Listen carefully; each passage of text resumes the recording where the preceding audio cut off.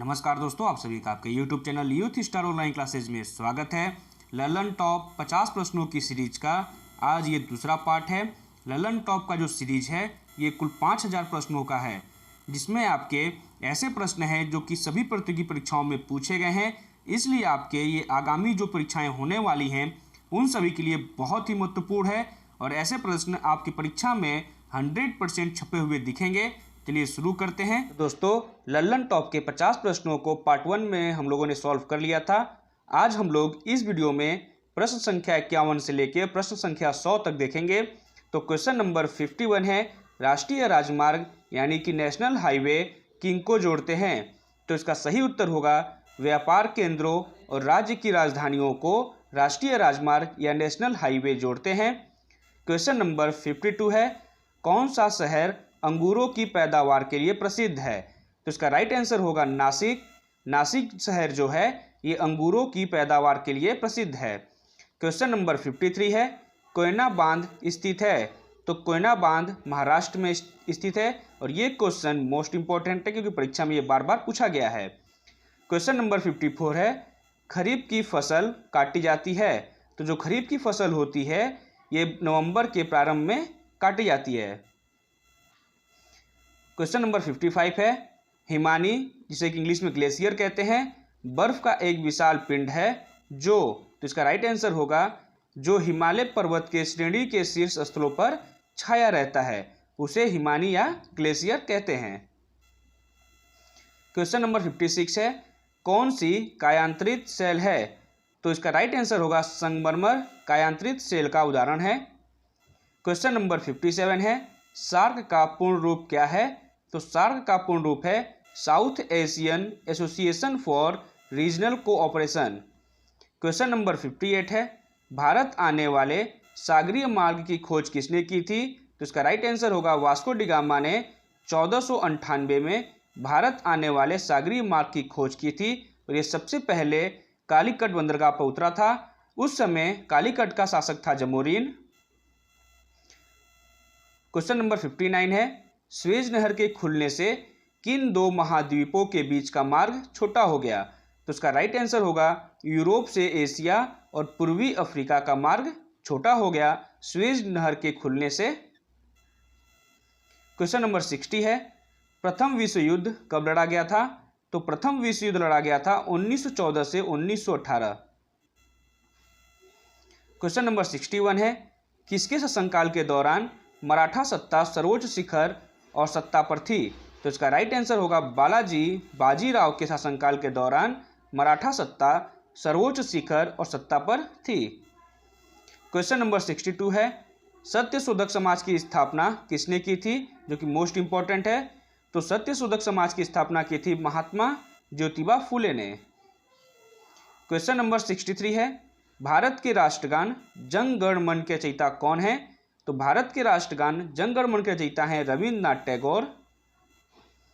Question number 64 है, भारत का महान ज्येष्ठ व्यक्ति जिसे इंग्लिश में कहते हैं grand old man of India के नाम से किसे जाना जाता है या कौन प्रसिद्ध है? तो इसका राइट आंसर होगा दादा भाई नौरोजी।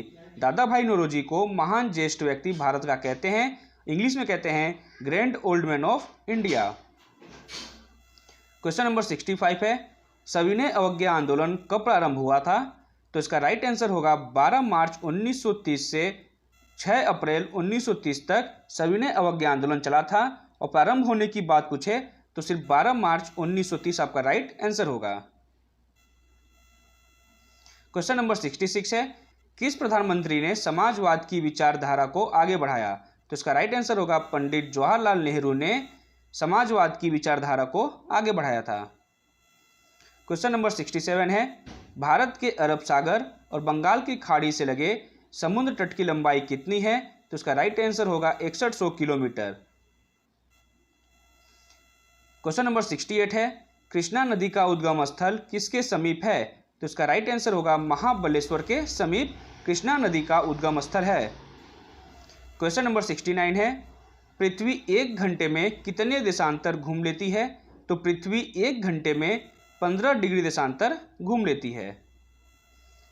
क्वेश्चन नंबर 70 है, चंद्र ग्रहण कब होता है? तो चंद्र ग्रहण जब पृथ्वी सूर्य और चंद्रमा के बीच में आ जाती है तो उस स्थिति को चंद्र ग्रहण कहते हैं। क्वेश्चन नंबर 71 है, ब्रिटिश शासन द्वारा किन स्थानों के बीच प्रथम रेलवे लाइन शुरू की गई थी? तो इसका राइट आंसर होगा मुंबई से ठाणे के बीच जो है वो सबसे पहले रेलवे लाइन शुरू की गई थी। नेक्स्ट है, भारत का राष्ट्रीय पशु क्या है? तो भारत का राष्ट्रीय पशु है बाघ। क्वेश्चन नंबर 73 है, भारतीय वायुसेना में कमीशन अधिकारी का सबसे छोटा पद क्या होता है? तो सबसे छोटा पद होता है पायलट ऑफिसर। क्वेश्चन नंबर 74 है, युद्ध में साहस और पराक्रम के प्रदर्शन के लिए दिया जाने वाला भारत का सर्वोच्च सैनिक अलंकार कौन सा है?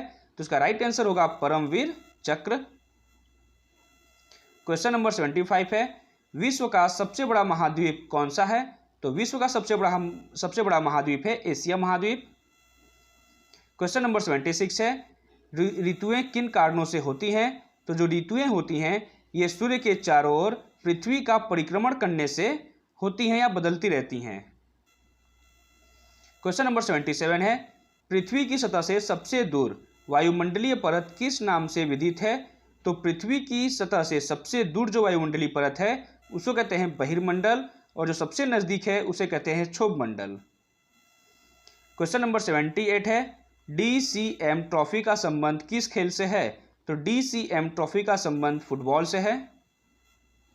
नेक्स्ट है, अल्लाह रखा किस वाद्य यंत्र के लिए मशहूर थे? तो अल्लाह रखा तबला वादक थे और ये तबला वाद्य यंत्र के लिए मशहूर थे। क्वेश्चन नंबर 80 है, वह मुगल बादशाह जिसने 15 वर्ष निर्वासित होकर गुजारे थे उसका नाम क्या था? तो उसका नाम था हुमायूं। हुमायूं 15 वर्षों तक जो दिल्ली की शासन है उससे निर्वासित रहा और इस बीच दिल्ली की गद्दी पर शासन किया था शेरशाह सूरी ने। क्वेश्चन नंबर 81 है, राज्यसभा की बैठकों की अध्यक्षता कौन करता है? तो राज्यसभा का सभापति होता है उपराष्ट्रपति, तो राज्यसभा की बैठकों की अध्यक्षता भी उपराष्ट्रपति ही करता है। क्वेश्चन नंबर 82 है, किस गुफा में त्रिमूर्ति यानी कि ब्रह्मा विष्णु और महेश के मुखमंडल की मूर्ति स्थित है?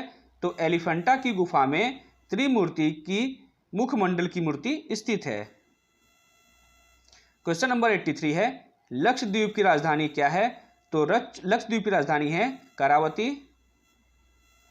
क्वेश्चन नंबर 84 है, महाराष्ट्र में सर्वाधिक मात्रा में पाई जाने वाली उपलब्ध मृदा का प्रकार कौन सा है?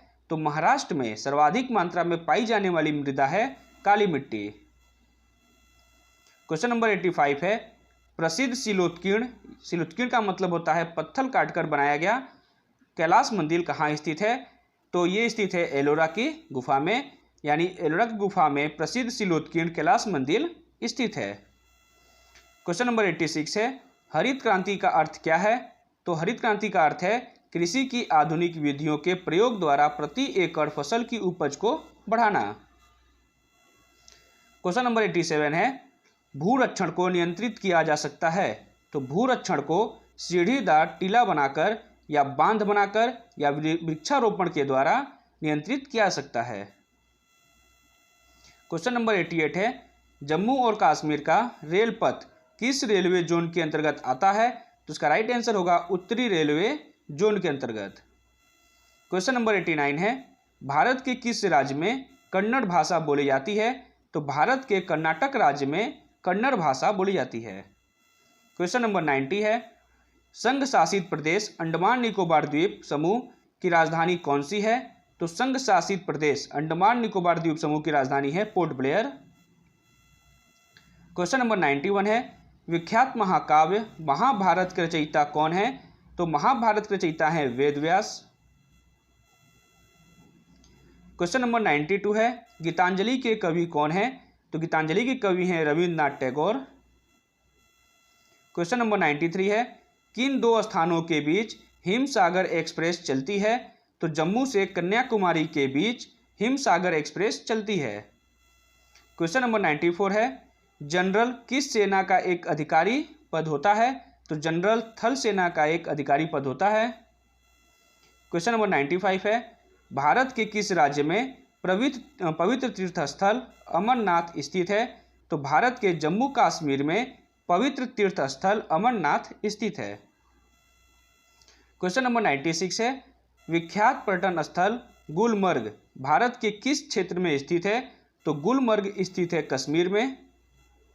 नेक्स्ट है, रेल पथ के नैरो गेज की चौड़ाई कितनी होती है?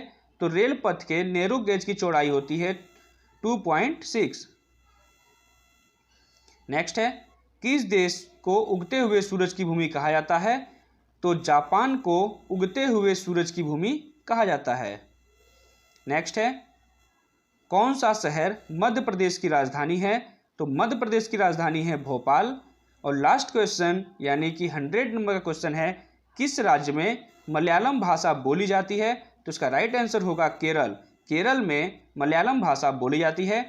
तो सेकेंड पार्ट में हम लोगों ने 51 से लेके 100 तक यानी कुल 50 प्रश्नों को सॉल्व कर लिया है। अब नेक्स्ट 101 से लेके 150 तक के प्रश्नों को पार्ट 3 में हम लोग देखेंगे।